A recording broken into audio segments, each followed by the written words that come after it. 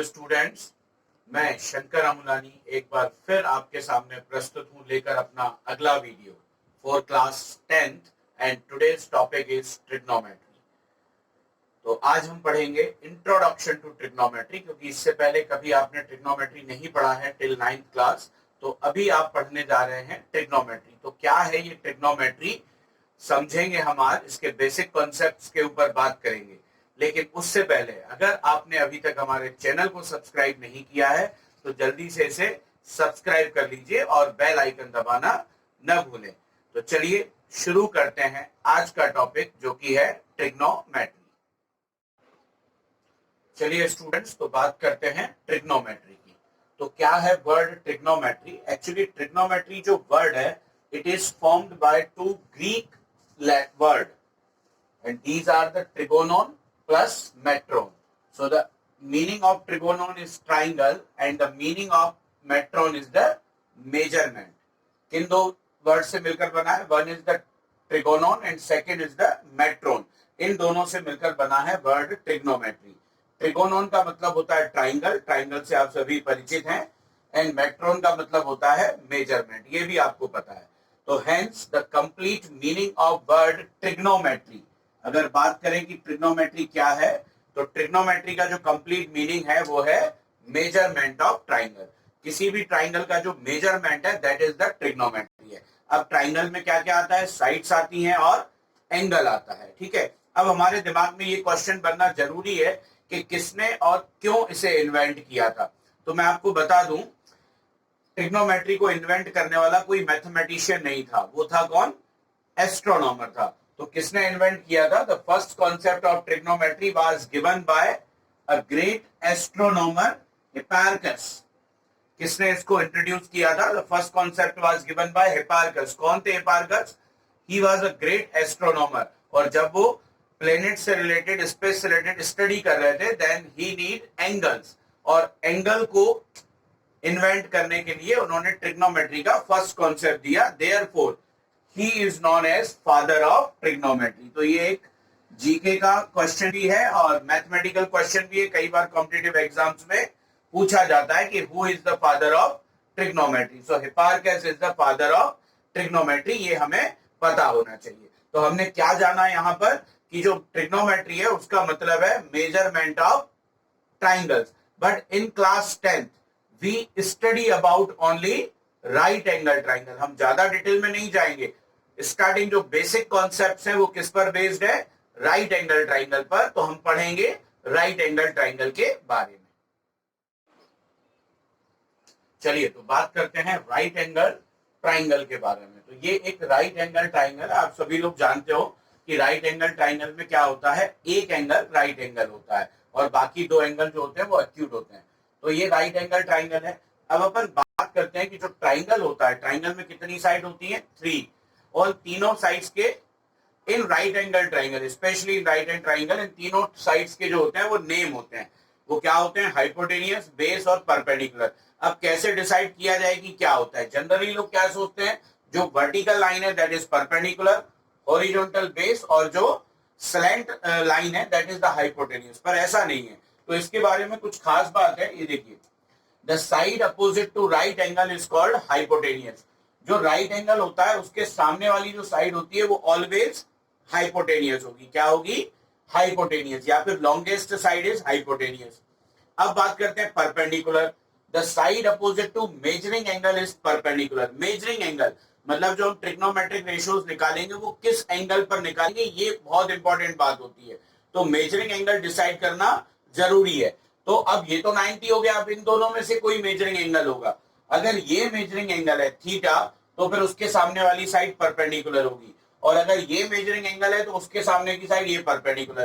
तो अभी हमने मेजरिंग एंगल यहां लिया है, तो ये सामने वाली साइड परपेंडिकुलर और जो रिमेनिंग साइड है वो बेस है। अब ये थीटा क्या है?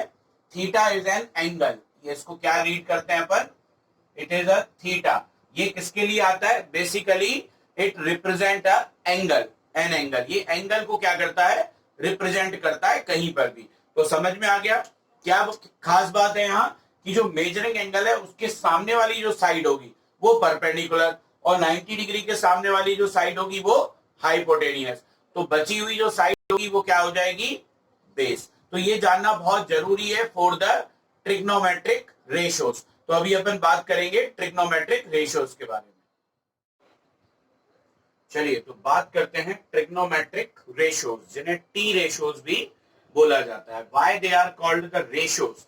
एक्चुअली तो they are trigonometric functions, but why they are called trigonometric ratios? Actually, every trigonometric function is the ratio of any two sides of right angle triangle.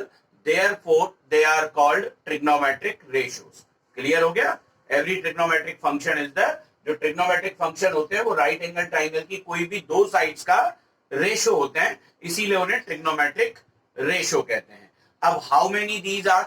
So these are 6 trigonometric ratios. तो why they are 6? Why not 5 and why not 7? 6 ही क्यों होते हैं? तो ये मैं आपको एक concept बता रहा हूं, ध्यान दीजिएगा।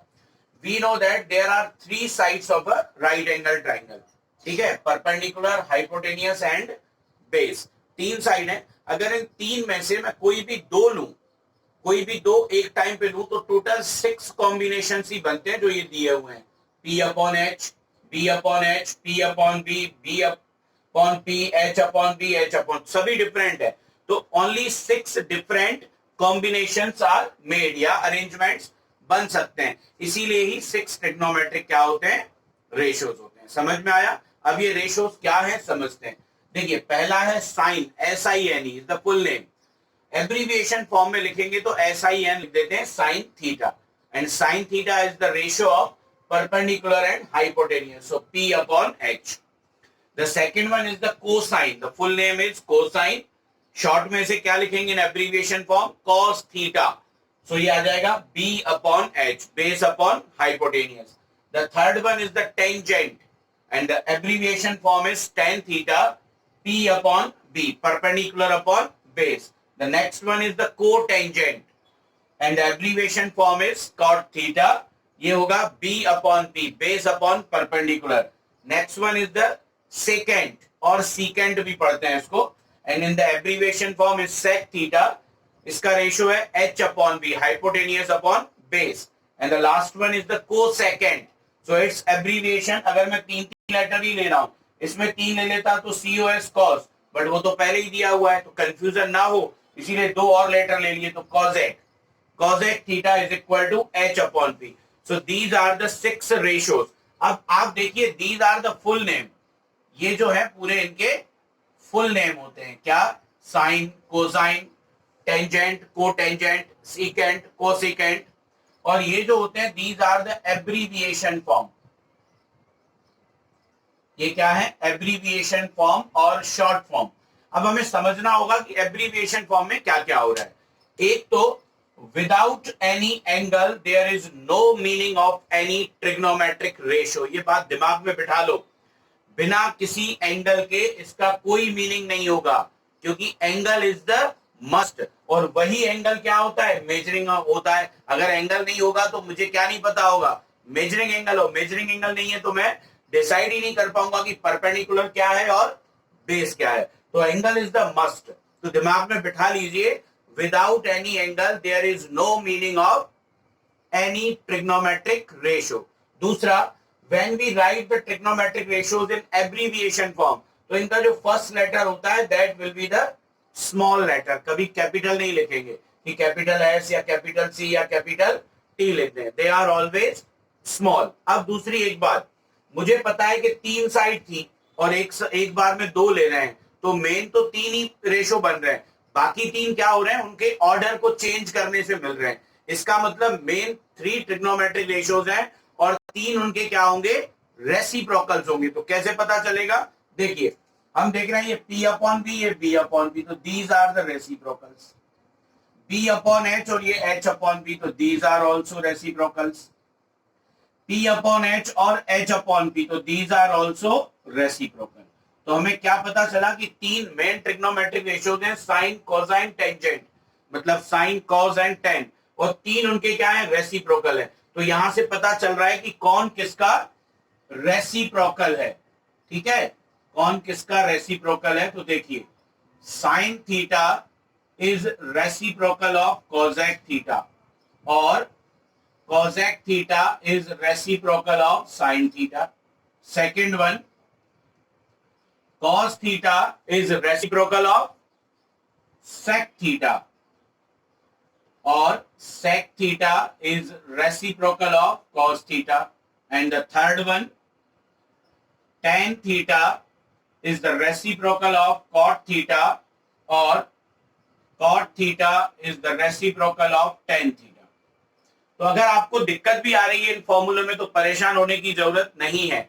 मैंने एक सिंपल ट्रिक पर एक वीडियो अपलोड किया हुआ है, सिंपल ट्रिक्स पर एक वीडियो अपलोड किया हुआ है जिसमें आप ये सीखेंगे कि शॉर्ट तरीके से सिंपलेस्ट फॉर्म में इनके फॉर्मूलों को कैसे याद किया जाए। तो मैं उसकी लिंक जो है वो डिस्क्रिप्शन में डाल देता हूं, आप उन्हें जरूर देखिएगा। तो डिस्क्रिप्शन में वो लिंक डली हुई है, आप उस लिंक से जाके उस वीडियो को जरूर देखें जिससे आप इनको सिंपलेस्ट फॉर्म में भी देख सकते हैं। चलिए अभी अपन बात करते हैं आगे की, ये जो रेशोज हैं, चलिए ये याद हो जाते हैं, कोई बड़ी बात नहीं है, पर इनको लर्न करने की भी एक ट्रिक है, the very very special trick. वो क्या है ट्रिक, चलिए बात करते हैं उस ट्रिक की। काफी पॉपुलर ट्रिक है, ठीक है, इन रेशोज को याद करने की। It is a PBP upon HHB SCT means, क्या मतलब हुआ इसका, it is the Pandit Badri प्रसाद, और अपॉन में आएगा HHB means her her Bhole, and सोना चांदी तोले। ठीक है, तो पंडित बद्री प्रसाद हर हर भोले सोना चांदी तोले। It means S for sine, और ये आ रहा है P अपॉन H, देख लीजिए। C for cos, it is B upon H, पहले लेटर को देखना है। T for ten, it is P upon B। ये तीन आ गए, बाकी तीन क्या है, रेसिप्रोकल है। कॉट हो जाएगा B अपॉन P, कॉजेक हो जाएगा H अपॉन B, और सॉरी सेक हो जाएगा H अपॉन B, और कॉजेक हो जाएगा H अपॉन P। तो इस ट्रिक से भी आप याद कर सकते हैं। अब ये हिंदी में रीड हो रहा है, लिखा मैंने इंग्लिश में है, बट रीड कैसे कर रहे हैं, पंडित बद्री प्रसाद हर हर भोले। तो अगर इसको इंग्लिश में करना चाहें सेम, तो कैसे लिखेंगे, देखिए इसी का जो इंग्लिश वर्जन है वो क्या हो जाएगा, some people have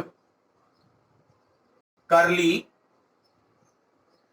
brown hair turn purple black. अगर आप इसको लर्न करना चाहें तो भी हो जाएगा, some people have curly brown hair turn purple black.